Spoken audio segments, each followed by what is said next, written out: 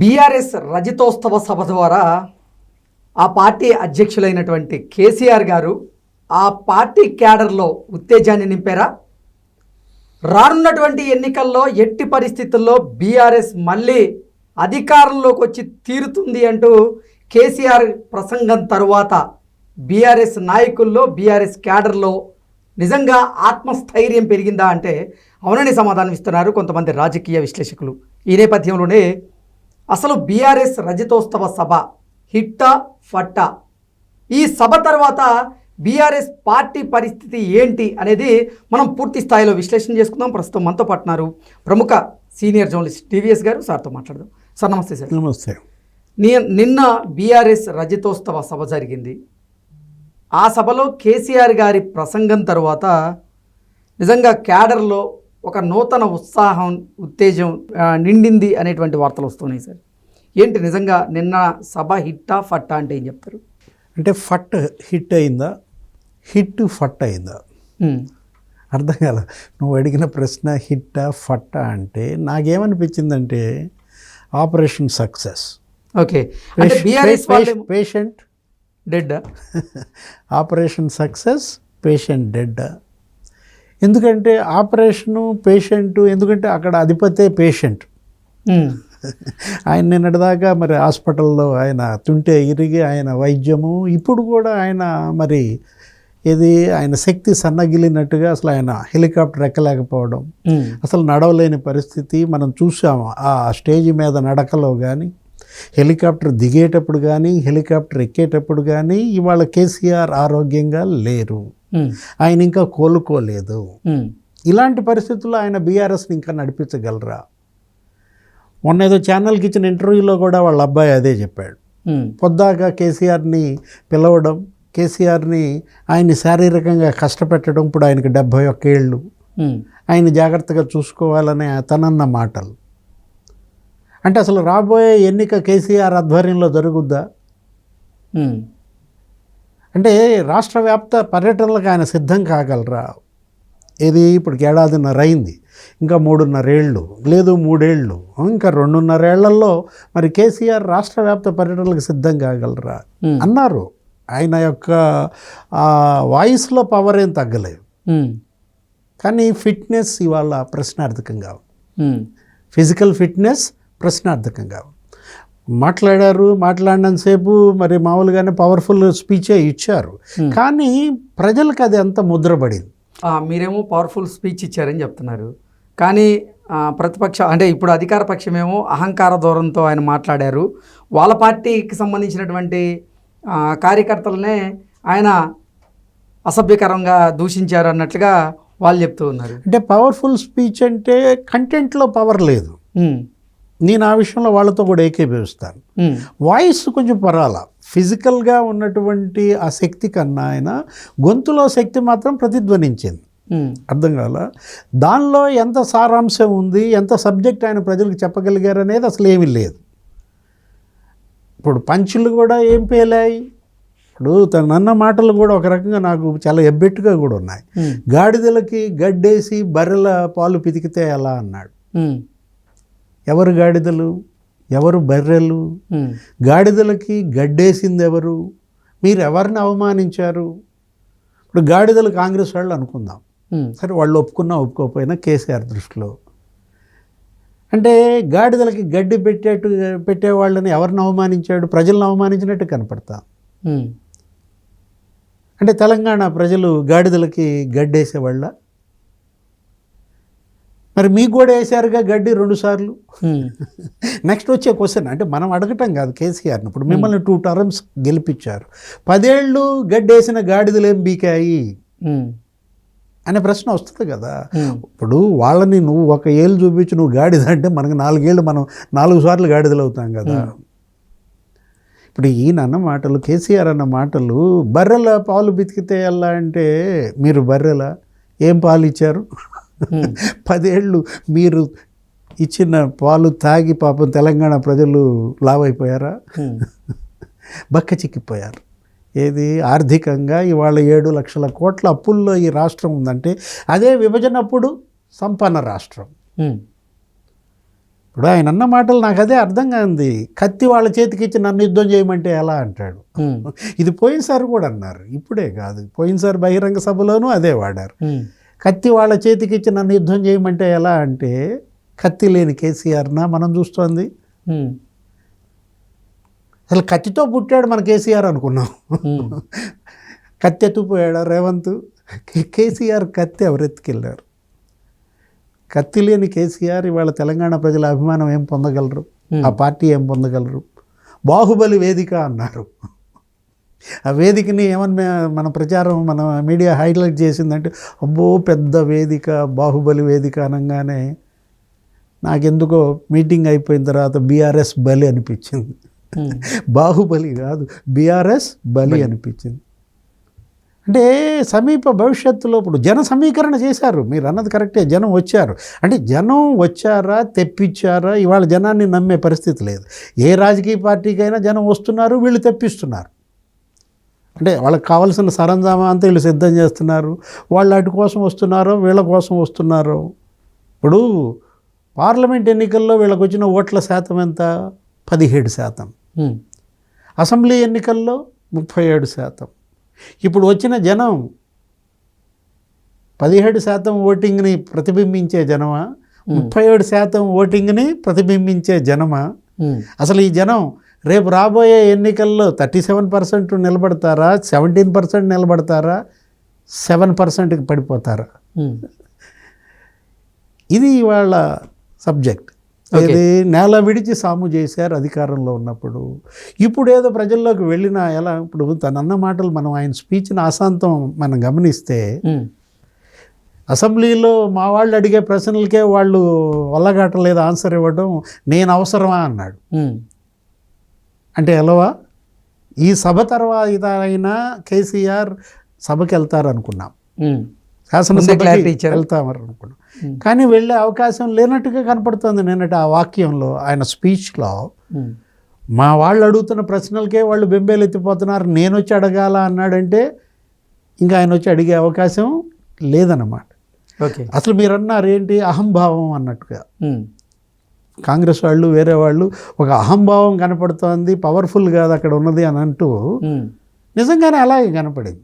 సొంత పార్టీ జనాన్ని సమీకరించి, అంతమంది జనాన్ని సమీకరించి మీరు ఒక్కళ్ళే మాట్లాడటం ఏంటి? మీరు ఒక్కళ్ళే మాట్లాడటం కోసం ఇంతమంది జనం, ఇన్ని వాహనాలు, ఇంత కష్టపడి వాళ్ళు అక్కడికి రావాలా? మీ ఇంట్లో ఫామ్ హౌస్ నుంచే మాట్లాడచ్చు కదా, స్క్రీన్ మీద చూపిస్తే సరిపోయా. ఏముంది తేడా? అప్పుడు ఇంకా ఇది కూడా ఉండేది కాదు, ఇంత నడక, పాపం ఆయన అంత ఆయాసపడుతూ కష్టపడుతూ కాలు ఈడుస్తూ ఆ హెలికాప్టర్ ఎక్కటం, ఎందుకు ఆయన అంత కష్టపెట్టారు? హరీష్ రావు, కేటీఆర్ వాళ్ళే మాట్లాడేసేసి ఆయన స్పీచ్ని నీకు రిలే ఇస్తే సరిపోయేది ఫామ్ హౌస్ నుంచి స్క్రీన్ మీద. అంటే ఇప్పుడు స్వాగతోపన్యాసం ఎర్రబెల్లి దయాకర్ రావు చేస్తాడు అన్నారు, 1 minute కూడా లేదు. కేసీఆర్ మాట్లాడతాడని కూర్చున్నాడు. అంటే ఇప్పుడు దొరలేనా? ఇప్పటికీ దొరల పార్టీయేనా? ఇప్పుడు బీసీ, ఎస్సీ, ఎస్టీ, ముస్లిం మైనారిటీలు ఎవరు మాట్లాడే అవకాశం ఎవరా ఈ పార్టీలో? మనకేం కనపడుతుంది? ఇప్పటికీ ఆ ముద్ర చెరిపేసుకోలేరా? ఇప్పుడు ఇద్దరే మాట్లాడారు, ఒకళ్ళు ఎర్రబెల్లి దయాకర్ రావు 1 minute, ఆ తర్వాత కేసీఆర్. దీనికోసం మరి నువ్వు అన్నావు ఎంతమంది? 5 లక్షల, 10 లక్షల, 10 నుంచి 12 లక్షల మంది కార్యకర్తలు ఆ సభకు వచ్చినట్లుగా వాళ్ళే చెప్పుకుంటూ, వచ్చిన వాళ్ళకి మీరే సందేశం ఇచ్చి ఇంటికి పంపారు. అది కదా అసలు సభ అంటే అర్థం ఏంటి? వాళ్ళు ఇంటికి వెళ్ళేవాళ్ళు మంచి ధైర్యంగా, ధీమాగా, నాకు ఇంత సందేశం వచ్చింది అన్నట్టుగా వెళ్ళాలి కదా. మళ్ళా ఇంకో సభ దాకా వాళ్ళు ఇదే ఉత్తేజం, ఉత్సాహం ఉండాలి కదా. అదే నాకు కనపడుతుంది. ఆ విధమైనటువంటి సందేశం ఏమైనా ఇవ్వగలిగారా? అంటే కేసీఆర్ గారి ప్రసంగంలో చూసుకున్నట్లయితే చంద్రబాబు గారి మీదేమో విమర్శలు గుప్పించారు, అలాగే వైఎస్ఆర్ గారి మీదేమో ప్రశంసలు కురిపించారు. దీన్ని ఎలా చూడాలి సార్ అసలు?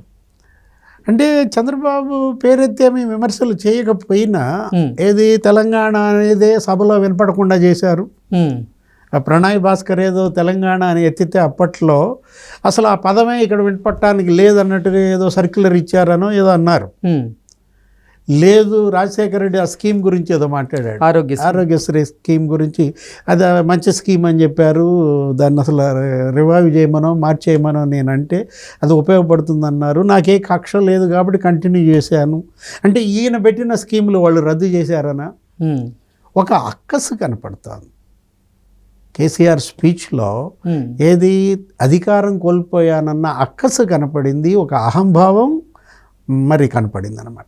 ఇప్పుడు అంతమంది అక్కడ ఉన్నారు కదా, సత్యవతి రాథోడ్ ఉంది, ఆమెతో ఎందుకు స్వాగతోపన్యాసం చేయించకూడదు? ఒక మహిళ, మీ మీద అదే గతంలో చెడ్డ పేరు, ఏది ఒక మంత్రి పదవి ఒక మహిళకు కూడా ఇవ్వలేదన్నారు కొన్నాళ్ళు. కేసీఆర్ క్యాబినెట్లో అసలు మహిళా మంత్రి లేదు అన్నట్లుగా ఆరోపణలు విమర్శలు వచ్చాయి. ఇప్పుడు తర్వాత ఏదో ఇచ్చారు సెకండ్ క్యాబినెట్లో, అది కూడా బయట నుంచి వచ్చిన వాళ్ళకి. ఇప్పుడు ఆయన అన్న మాటలు ఏంటంటే, ఇప్పుడు మాట్లాడుతూ ఏమంటాడు, రజతోత్సవ సభ. ఫస్ట్ క్వశ్చన్, ఎవరి రజతోత్సవం? టీఆర్ఎస్ఆ బీఆర్ఎస్ఆ అనేది గత 4 రోజులకు ఏక వదిలిపెట్టారు. సరే ఏదో ఒకటి నడిచిపోయింది. బీఆర్ఎస్ రజతోత్సవం అంటే అది 3 ఏళ్లేగా పుట్టి, టీఆర్ఎస్ రజతోత్సవం అంటే అది ఎక్కడ అసలు అది లేదు కదా. ఇట్లా రకరకాలుగా అస్తిత్వం కోసం పోరాటం కనపడింది. అసలు ఎందుకు ఇదంతా మనకి? కేసీఆర్ పోరాట రజతోత్సవం అంటే సరిపోయా. ఇది తెలంగాణ పోరాట రజతోత్సవం, కేసీఆర్ తెలంగాణ పోరాట రజతోత్సవ సభగా దాన్ని మనం గుర్తిస్తాం, ఆమోదిస్తాం. ఆ సభలో అప్పటి తెలంగాణ యోధులు ఎవరైనా ఉన్నారా? వాళ్ళతో మాట్లాడిచ్చారా? లేదు. ఏమంటాడు ఆయన? ఈ తెలంగాణ అనే నినాదాన్ని అసలు వినపడకుండా చేశారు, తెలంగాణ పేరే అసలు పలికితే కేసులు పెట్టించారు, ఎర్రబలితో మరి స్వాగతోపన్యాసం. సింక్ అయింది ఎక్కడన్నా? లేదు. ఆ ప్రసంగానికి ఎర్రబల్లికి. ఎందుకంటే ఆ కేసులు పెట్టించిన వాళ్ళలో ఎర్రబల్లి ఉన్నాడు వీళ్ళ పైన. అప్పట్లో ఆయన ఇప్పుడు తెలుగుదేశం పార్టీ కదా. అవును. మీరు ఈ స్పీచ్ ఇచ్చేటప్పుడు పెట్టినప్పటి నుంచి పార్టీలో ఉన్న నాయకుడితో స్వాగతోపన్యాసం చేయించితే క్లిక్ అయ్యేది. పోనీ అదే వాళ్ళ కుటుంబ సభ్యులే ఎవరైనా సరే, హరీష్ రావు లేకపోతే కేటీఆర్, కవితో మొత్తం మళ్ళా అదే పరివార్ పార్టీ చుట్టూ, ఆయన చుట్టూ సంతోష్ కుమార్, హ్యాపీ రావా ఇప్పుడు ఏది ఇప్పుడు వచ్చాడు కదా హెలికాప్టరు దిగట. అంటే ఏంటి, గతంలో ఇదే కదా చెడ్డ పేరు. ముందు కేటీఆర్, వెనక కవిత, ఇటుపక్క హరీష్ రావు, అటుపక్క సంతోష్ రావు, ఫ్యామిలీ పరివార్ పార్టీ అని కదా చెడ్డ పేరు. అదేమన్నా పోగొట్టుకోగలిగారా? అవినీతి పార్టీ అని కదా చెడ్డ పేరు. ఇప్పుడు మీరు వాళ్ళ మీద అవినీతి ఆరోపణలు చేసినా ఎలా అది సింక్ అవుతుంది? మీ పైన ఇన్ని అవినీతి కుంభకోణాలు, విచారణలు తలమునకలుగా నడుస్తున్న నేపథ్యంలో అసలు వాళ్ళ కుమార్తె జైలుకి వెళ్ళి వచ్చారు కదా, ఆమె స్టేజ్ మీద నవ్వుతూ అందరితో జోక్స్ చేస్తూ మనం చూసాం. ఎవరు? కవిత మేడం. అంటే ఇప్పుడు ఇవాళ బీఆర్ఎస్ రివైవ్ కాగలదా? పునరుత్తేజం ఈ సభ ఇచ్చిందా, ఇవ్వగలదా? ఎంత మేర పునర్నిర్మాణం, పోగొట్టుకున్న ఓట్ పర్సంటేజ్ ఎంత రివైవ్ చేసుకోగలరు? అదే ఇక్కడ బీజేపీనేమో పువ్వుతో కొట్టారంట, కాంగ్రెస్నేమో కర్రతో టపటప బాధ వదిలిపెట్టారని ఇప్పుడు చర్చల మీద చర్చలు పెట్టారు. ఆయన స్పీచ్ని అంతా విశ్లేషిస్తూ ఏమంటున్నారు, మెయిన్ విలన్ కాంగ్రెసే అన్నాడు కదా. తెలంగాణకి ప్రథమ విలన్ కాంగ్రెస్ అన్నట్లుగా ఆయన చెప్పి, మెయిన్ విలన్ కాంగ్రెస్ అయితే మరి దేవతని ఎందుకు అన్నావు సోనియా అని గతం ఇదే నోటితో కదా. నోరేమన్నా మారితే ఆ నోరు వేరు ఈ నోరు వేరు అనుకోవచ్చు. ఒకే నోటితో ఆ ఇంటికి వెళ్ళారు, కుటుంబ సభ్యులంతా వెళ్ళారు, పాదాభివందనం చేశారు, కలిసి భోంచేశారు కదా. అప్పుడు దేవత ఇప్పుడు విలన్ ఎలా అవుతుంది? ఇప్పుడు ఏంటి అదేమంటే 56-69లో చంపించారు, లేకపోతే ఇంకేదేదో చెప్తారు. ఇప్పుడు ఆమె ఇచ్చిందని కదా అన్నది, తెలంగాణ ఇచ్చిన దేవత అని కదా. ఇప్పుడు వాళ్ళని గెలిపించింది ఎందుకు? సోనియాని తెలంగాణ ప్రజలు విఘ్నులు వాళ్ళేంటి, వీళ్ళకు 2 సార్లు అవకాశం ఇచ్చారు, 10 ఏళ్ళు సీఎంగా చేశారు. వాళ్ళేంటి నిలబెట్టుకోలేకపోయారు, ప్రజల నమ్మకాన్ని కాలదన్నుకున్నారు. ఇప్పుడు వీళ్ళకి ఒకసారి ఇచ్చారు అవకాశం, ఎవరికి? రేవంత్ రెడ్డికి. ఇతను మరి కేవలం 15 నెలలే కదా. ఇప్పుడు ఆయన ఏంటి 1 సంవత్సరం పూర్తి చేసుకున్నారు. మీరు 10 ఏళ్ళు, రేవంత్ది 1 సంవత్సరమే. ఎలా మీరు అతన్ని కంపేర్ చేస్తారు? ఆయనకి ఇంకా 3.5 ఏళ్ళు టైం ఉంది. ఎవరికి? రేవంత్కి. అప్పుడు ఒక టర్మ్ని కంపేర్ చేయొచ్చు. మీరు ఫస్ట్ టర్మ్ ఎంత సాధించారు, ఈయన ఫస్ట్ టర్మ్ ఎంత సాధించారు అనేది చెప్పుకుని ఆయన మళ్ళీ నాకు సెకండ్ టర్మ్ అడుగుతాడు. ఓకే, రేవంత్. మరి కేసీఆర్కి 2 టర్మ్స్ ఎందుకు ఇచ్చారు? నాకు కూడా సెకండ్ టర్మ్ ఇవ్వాలనేది రేపు అతను రాబోయే నినాదం. రేవంత్ 2.0 అంటారు. బీజేపీ ఏమంటుంది? వాళ్ళకి 2 సార్లు ఇచ్చారు, ఇతనికి ఒకసారి ఇచ్చారు, మాకు ఒకసారి కూడా ఇవ్వరా అంటారు. డబుల్ ఇంజన్ సర్కార్ అంటారు. ప్రజలు ఎటు మొగ్గుతారు? బీజేపీకే కదా. ఏంది, ఒకవేళ కాంగ్రెస్ వద్దు అనుకుంటే, రేవంత్కి 2.0 వద్దు అనుకుంటే వాళ్ళ యొక్క చూపెట్టి వెళ్ళుద్ది. మళ్ళీ బీఆర్ఎస్ వైపు వెళ్ళే అవకాశం లేదు. ఎందుకని?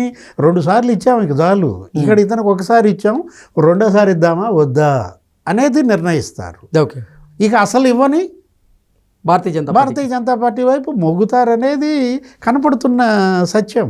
Okay, okay sir, thank you so much.